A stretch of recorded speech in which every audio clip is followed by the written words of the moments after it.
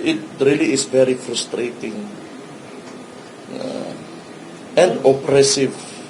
I will reiterate that it's a very oppressive demonstration by this administration. The last time, sir, you called for the President to step down. Do we expect sana na you also say the same thing here in Tacloban? I want to clarify this. Ang ingon nako, I will say it in Bisaya. Kung wala kay gugma, wala kay kaluoy sa mga tao, naog na lang. I never asked him to actually really do that. I said kung.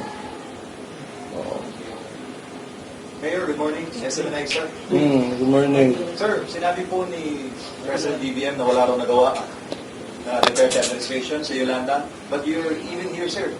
Before ka nag-mayor, nagkakot ka mga hinabang, hinabang ka sa relief efforts. Your father was first here before anything else.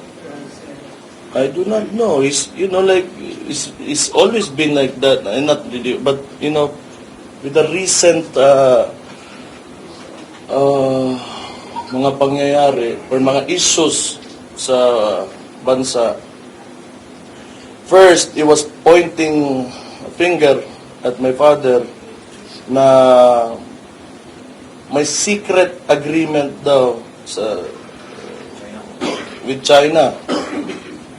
And now, kung sino yung nanunuro, yun pala yung may problema ngayon. They have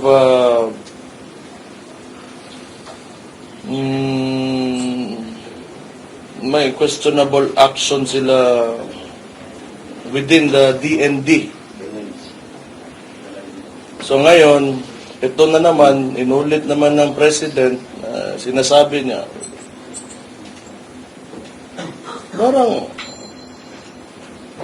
I cannot understand why you have to make up stories when you really have all the resources and the position, to really actually give a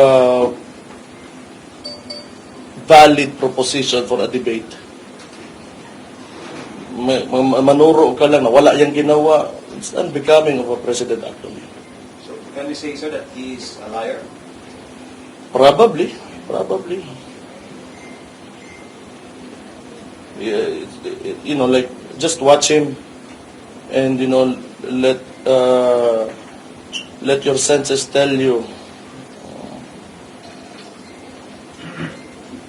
I give the answer for you. Pero yun na nga, nanunuro ka. Pwede ka naman sayang lang yung oras mo dyan kung ganun lang yung kaya mong gawin.